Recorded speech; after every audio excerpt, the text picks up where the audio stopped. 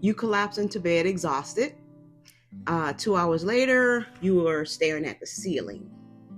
You're eating carefully, very carefully. You're trying to manage your stress. You're doing what everyone told you to do. And somehow, without explanation, your midsection keeps shifting, your sleep keeps breaking, and you wake up already behind.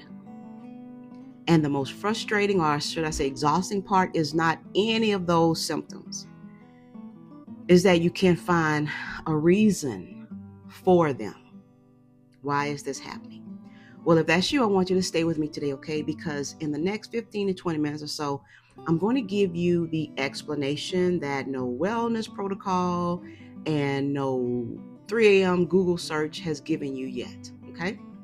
Hello, everybody. For those who don't know me, my name is Miriam. I want to welcome you to Wind Down Wednesday, okay?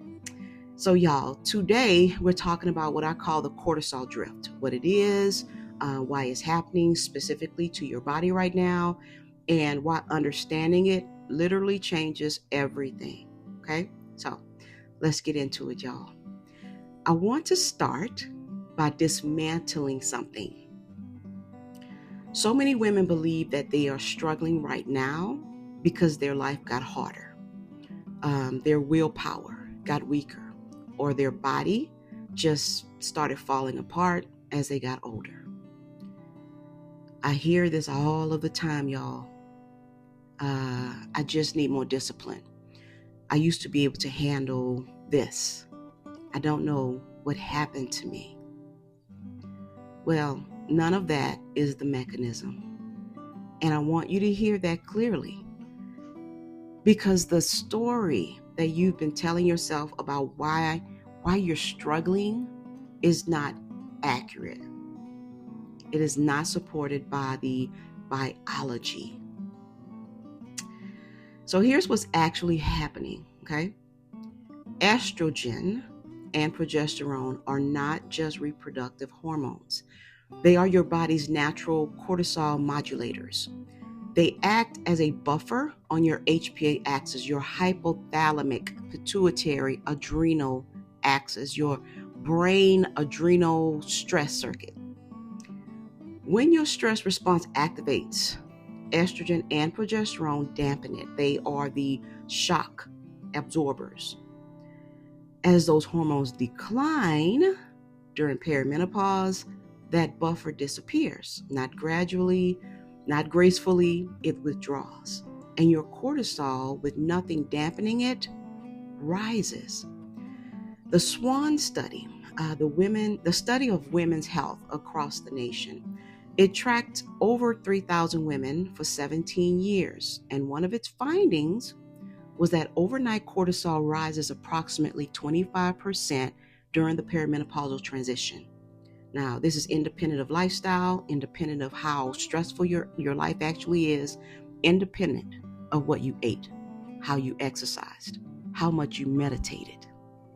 25% while you are asleep without a single stressful event.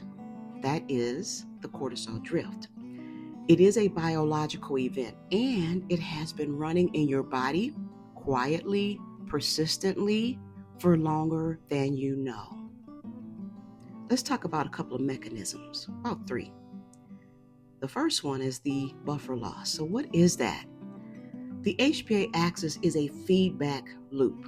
Cortisol rises, the brain detects it.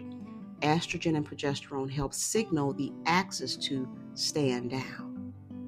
In perimenopause, the stand down signal weakens. The axis stays activated longer after each stress event, even minor ones.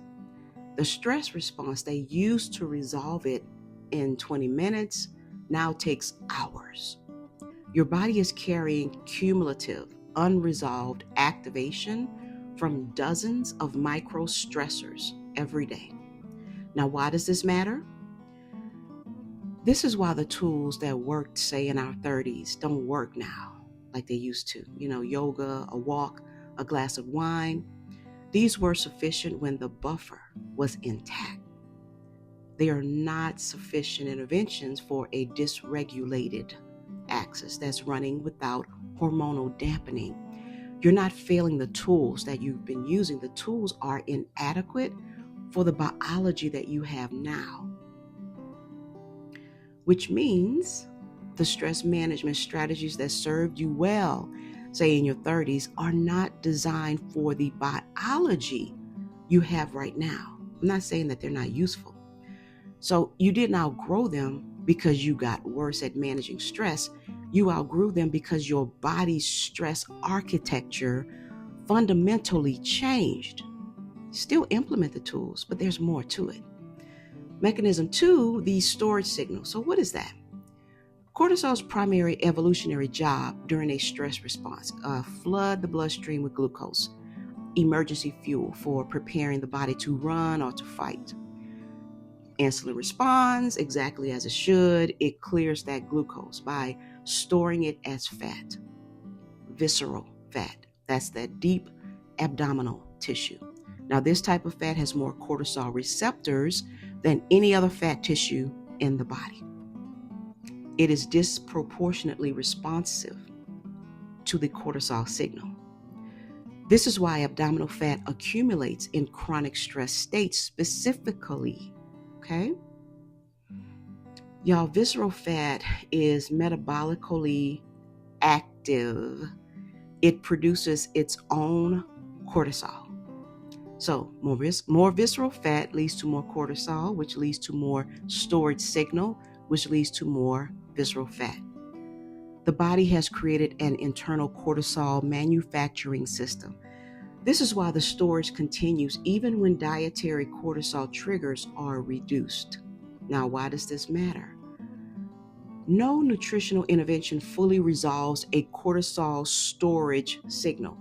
You can optimize every variable, macros, meal timing, fiber, anti-inflammatory food, and the body holds the weight anyway.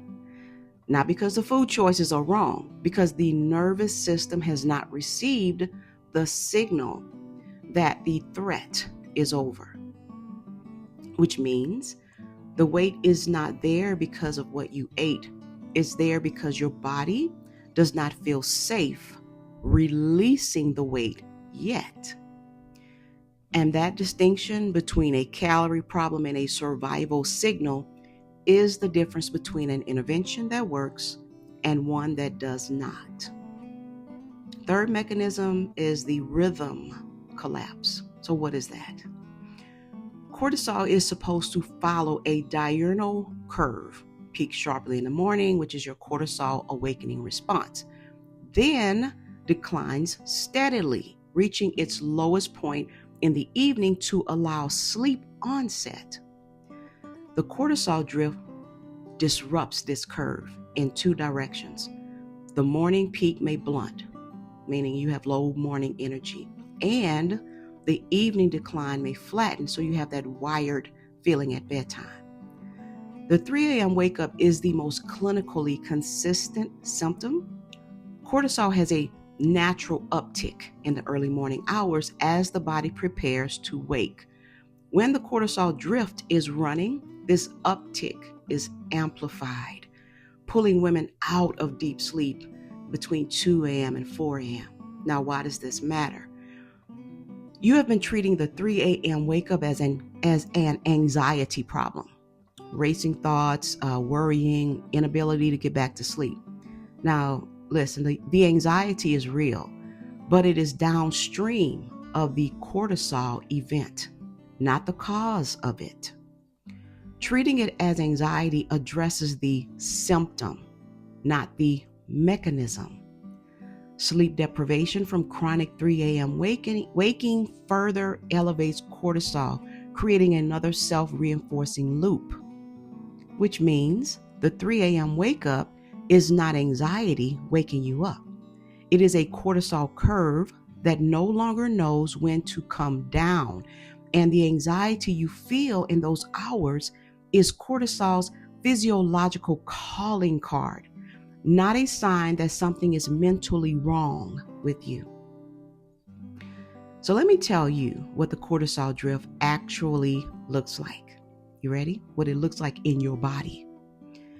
It looks like being wired at 10 p.m. when you are genuinely exhausted. Like your mind won't stop, even though everything in you wants it to. It looks like waking at 3 a.m. with no obvious reason, lying there with a low hum of dread that you can't attach to anything specific. It looks like midsection weight that showed up without explanation and has not responded to anything that you've tried. It looks like brain fog that comes and goes. You're sharp some days, completely unreliable on other days. And you started to wonder if something is wrong with your memory.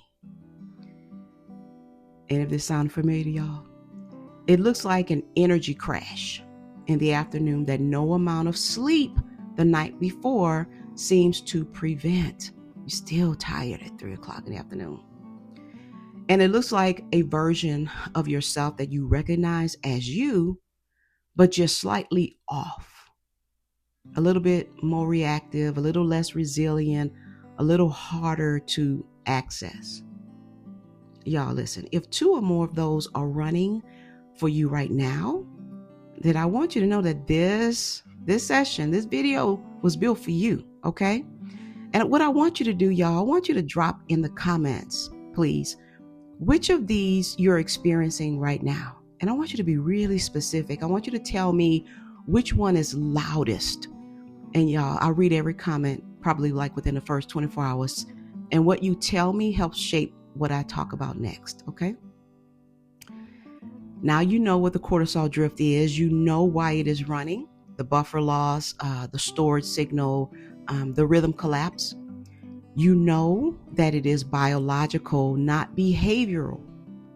And you know that it connects symptoms that you've probably been treating as separate problems for years. That's the what, and that is the why, what I've just given you. The how, the specific sequence that interrupts the cortisol drift and rebuilds your cortisol resilience is where it gets personal. Because the same cortisol elevation is doing completely different damage depending on your gut hormone archetype. The sequence that works for a cortisol wired woman actively backfires for an estrogen stuck woman. The starting point is not universal, it is yours, okay? That is what we build inside of my paid program. Your full sequence in the right order, matched to your pattern. Now, my second cohort 2, opens in June, mid-June. Now, the wait list is open right now, and the link is in the description below. So I want you to go there and add your name to the wait list. And y'all, listen, if you have not taken the archetype quiz yet, I want you to do that right now. Do it now. Yeah, listen, it is the first step toward understanding your pattern. And the link is in the description alongside the link for the wait list, okay? It takes just a few minutes, y'all, like 2-3 minutes, 4, 5, depending on you. That's your homework for today, okay? That's it, real simple. But before I let you go, I promised you a wind down. We do this every Wednesday, okay? And this one is specifically for what we talked about today. We've just spent, 15, 20 minutes discussing your cortisol system, which means yours is probably slightly more activated right now than it was when you started watching this. I want you to know what you're feeling or whatever's going on is normal. The brain does not distinguish between experiencing stress and learning about stress. So, before you close this, I want you to do one thing. I want you to take a double inhale through the nose. Short breath in, and then immediately another short breath in to top it off, okay? And then one long, slow exhale through the mouth.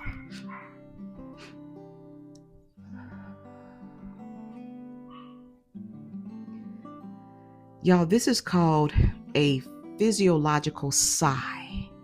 It is the fastest known method for activating your parasympathetic nervous system, the only branch of your autonomic nervous system that can apply a brake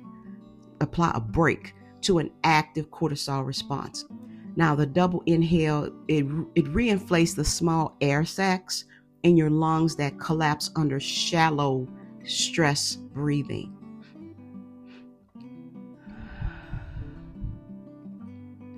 The extended exhale stimulates the vagus nerve. The whole cycle takes a few seconds, y'all. 1, 2, 3 breaths.